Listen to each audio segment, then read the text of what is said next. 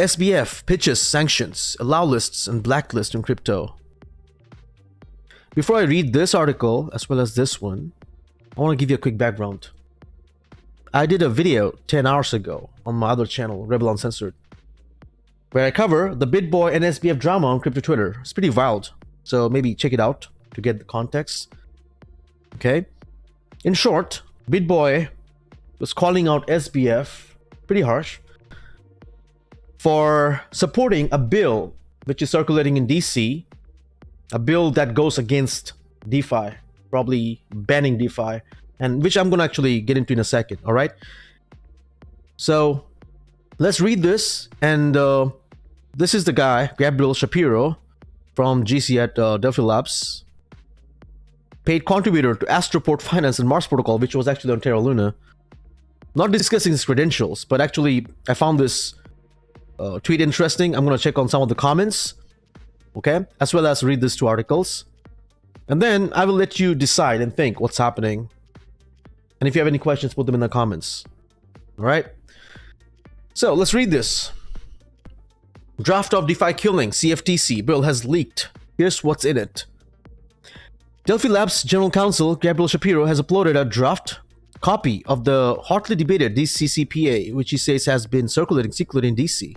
Drafts out of the Capitol. A copy of Still in Progress Digital Commodities Consumer Protection Act, which outlines how the Commodities Futures Trading Commission would regulate the crypto industry, was uploaded to GitHub today. All right, it was uploaded by Gabriel right here. The draft appears to show a softening of the language that drew criticism because it could have created a de facto ban on DeFi. De facto ban on DeFi. A catch-all term for blockchain-based financial tools that allow users to trade, borrow, and loan crypto assets without third-party intermediaries. Notably, this version contains a limited exception to the term digital commodity trading facility, which would exclude persons who solely develop or publish software. This could be a boon to DeFi crypto. Shapiro said he made the draft available to the public because of his belief in transparency and open discussion of the future of crypto law. The DCCPA was introduced by Senator Debbie Stabenow and John Boozman in August. Since then, Coinbase and FTX CEO, SBF, have been openly supportive of it. Okay. It's also gained some traction because it offers an alternative to what has been described as regulation by enforcement strategy from the SEC. But both Coinbase and FTX centralized entities have drawn criticism for supporting a bill that has been interpreted as a threat to the decentralized protocols in the industry, such as those that power decentralized exchanges like Uniswap. Here's a fun one people are noticing. SBF quietly lobbying to get the Digital Commodities Consumer Protection Act bill passed, which gives the CFTC power to kill DeFi, but benefits FTX. It's a little controversial. On Tuesday night, Bankman-Fried wrote on Twitter that he still believes that DCCPA will effectively create a regulatory framework for centralized exchanges without endangering the existence of software, blockchain validators, DeFi, etc. And like I said, SBF, he's on Twitter. We're nuts. I'll post more later, but crypto, and for that matter, commerce in general, does not function without peer-to-peer transfers and a presumption of freedom.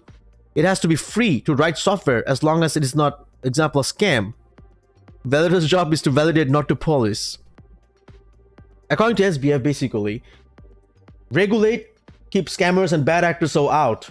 But according to the other side, he's probably doing something under the table which is going against everything, every normal retailers or person, however it benefits him and his company in FTX.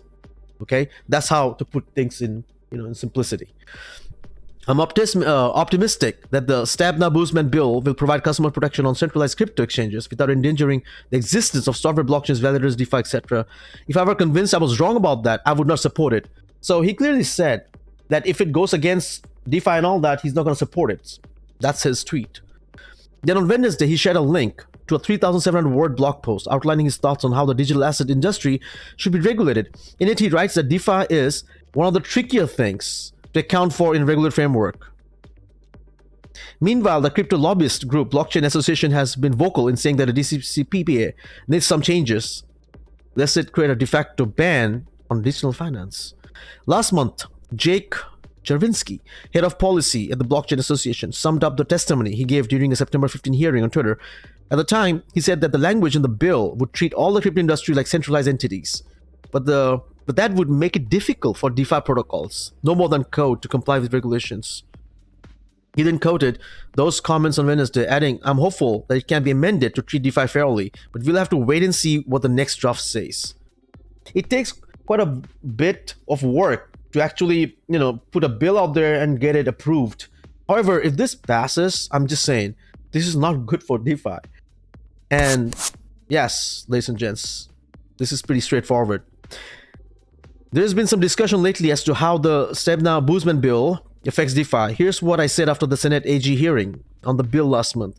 I'm hopeful that it can be amended to treat DeFi fairly, but we'll have to wait and see what the next draft says.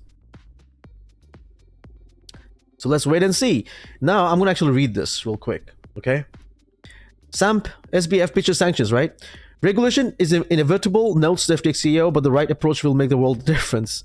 FTX boss, SBF, thoroughly broke down his ideal regulatory framework for the crypto space. For the crypto framework industry on Wednesday, the billionaire said he's a proponent of regulation using blacklist or blocklist. He's a proponent of regulation using a model where individuals may freely trade unless explicitly sanctioned. This is in contrast with whitelist or allow-list, where individuals are banned from trade by default unless explicitly granted permission. See the difference? Allow list. If you don't allow anybody, that means you're banned unless you're allowed. Versus, we need fast, reliable list of addresses associated with illicit finance. But peer-to-peer transfers should generally be free as long as they are not going to sanctioned actors. At a high level, we need regulatory oversight and customer protection. We need to ensure an open, free economy where peer-to-peer transfers, code validators, etc. Presumptively free. We should establish regulation and until then standards to ensure. In a more detailed document on FTX website titled Possible Digital Asset Industry Standards, the exchange, likely channeling its top executive, further argued that using allow list would be a massive burden on innovation and commerce that freezes out the economically disadvantaged. You see this? On the other hand, the exchange noted simply allowing all transfers would open the floodgates to financial crime. Wow. Blocklist, it argues, strike a much healthier balance between the two. This is simultaneously enforce sanctions, compliance effectively, while also making sure that you don't need a passport and social security number to buy a bagel from 7-Eleven. Enforcing such sanctions compliance can be difficult in practice. However, FTX raised the issue of timing. What happens if funds from illicit financial activities are moved after the activities are discovered, but before it's communicated to all of the platforms?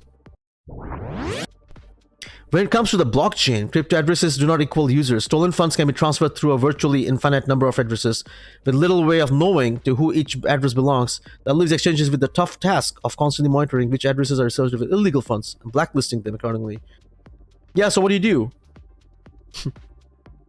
FTX suggests that OFSC create an address specifically for any dusting victims who send their illegal funds to, thus curing the address from blocklist status. The exchange also recommended that trusted actors maintain their own list of addresses suspected of being related to financial crime, but which are still legal to transact with. In other words, sending sanctioned funds to sanctioned, receiving them should come with an opportunity to cure, it concluded. This is brutal. You know what's funny? When I did this video on the other channel, right, one of the comments said I should stick to finance. I don't know why. I'm not here to give financial advice. They probably don't understand why I do videos in the first place. But yeah, this is important. What do you mean? And if the billionaires get into drama on a daily basis, the multimillionaire and all the top level YouTubers on the Ponzi scammers and stuff, if they can get into drama and discuss stuff, we should raise our voice. We should give our 2 cents on this. Don't just let them decide on the masses' behalf. Alright, so before I end this, let's actually check out this tweet. I've long been a believer in transparency and open discussion on the future of crypto law. According to, I have obtained a copy of the draft, which I actually showed you. Note that this version contains a limited exception. Also showed you this. However, the ultimate provenance of the language is unknown to me, and I'm informed that the inclusion of this exception is a matter of significant debate. Personally, I do not believe the bill should be passed without respecting basic software freedoms, and that it will be unconstitutional if it requires licensure registration of mere software. I encourage others to review the draft and make their opinions known. Thanks for the public service. Transparency is foundational to DeFi. It is. I just really feel like our industry is missing the entire framing on this one, including Chervinsky. We really don't have a lot of people here with a strong background in regular future commodity like oil and gas. The context is specifically that the CME doesn't represent us. Congress really fumbled this from a commodity regulation standpoint. They're trying to break the technology to confirm to a hardcore boomer clearinghouse system because the CME wants it. Anyways, ladies and gents, that's all I got for you. See you soon.